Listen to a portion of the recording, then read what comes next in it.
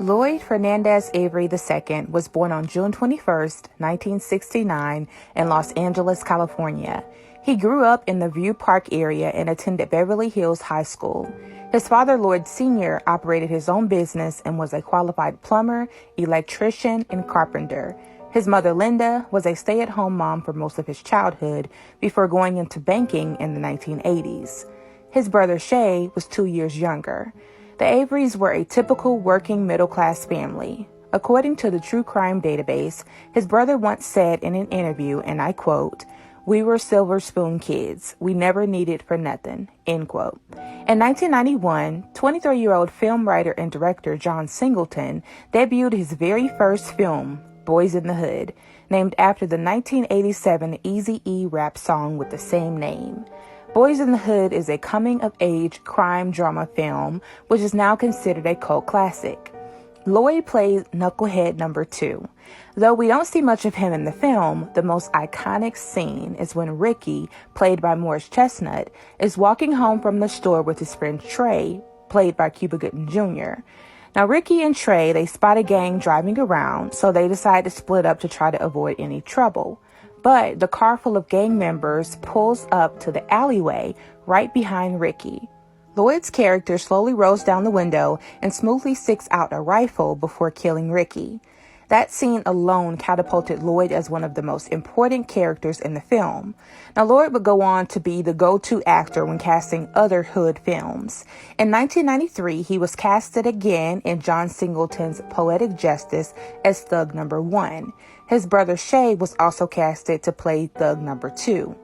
On July 14, 1999, Lloyd started filming the movie Lockdown in Santa Fe, New Mexico. But something had changed about him. Casting director Mo Forte says that Lloyd got into an altercation between takes and that he became hard to work with.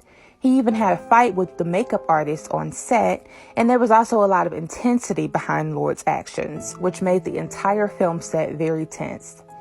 Now, Lloyd also ended up going to county jail during this time due to the police finding drugs on him.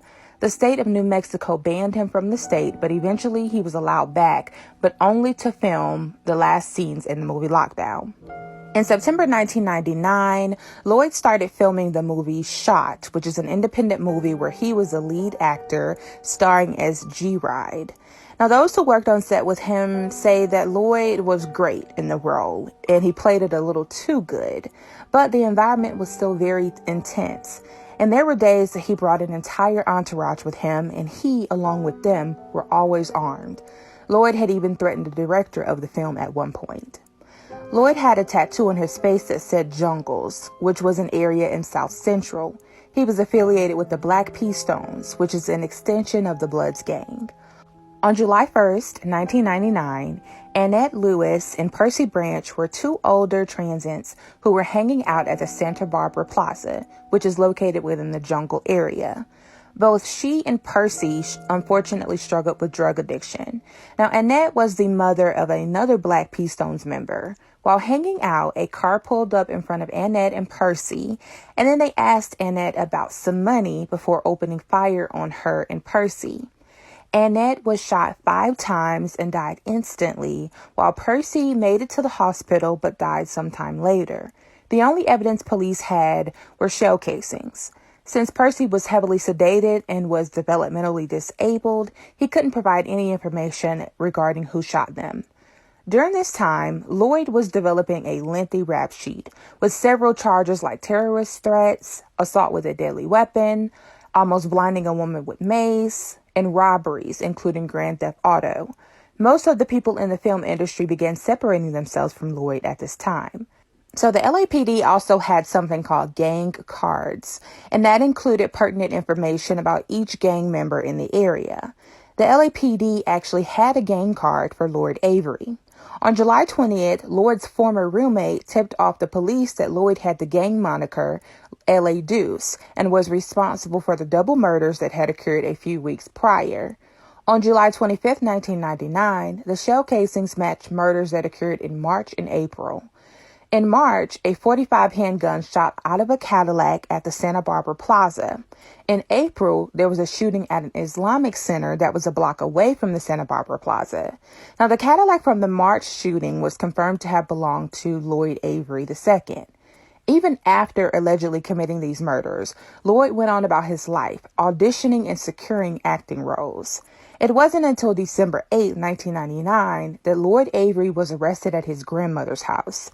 So when the trial for the July murders started, there were a lot of inconsistencies, including the fact that the police ended up losing the shell casings, the star witness having credibility issues due to them asking for money for their testimony, and no murder weapon. Also, there wasn't any actual ballistic testing on the shell casings that were found in the July murder, so they were never conclusive. Lloyd ended up taking the stand and testifying on his own behalf, but he was still ultimately found guilty of murder.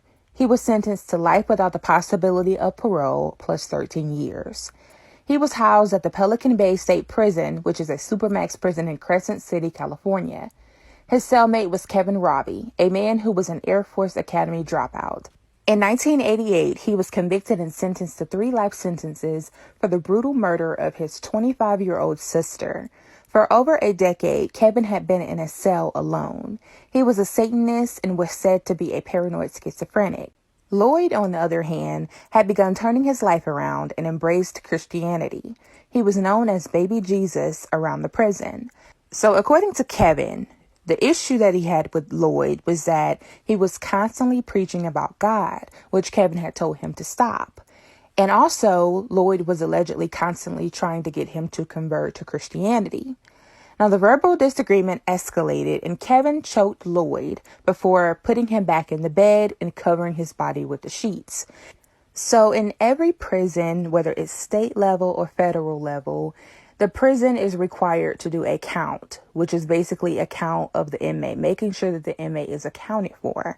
So normally they'll have the inmates, and this is not in every single prison that they do it this way, but normally they'll have the inmates stand up, and then the officer will go by with a clicker, and for each inmate, he will just click. And that count has to be right every single time according to the records. So this was after Lloyd had been murdered. The officers did 11 of the routine counts, and every single time Lloyd was counted. So the problem with that is that if this was a standing count, Lloyd wasn't obviously standing, so why did they count him? It wasn't until 38 hours later that Lloyd's body was found in the middle of his cell in the center of a blood pentagram with blood covering the walls. His body was already decomposing.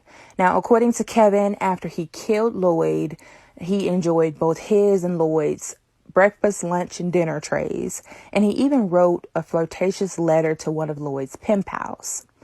It's still hard for some people to fathom the turn that Lloyd Avery's life took. Many people think that the stardom from Boyz n the Hood got into his head and he truly started living a life of a thug. But others think that this was possibly how Lloyd was all along.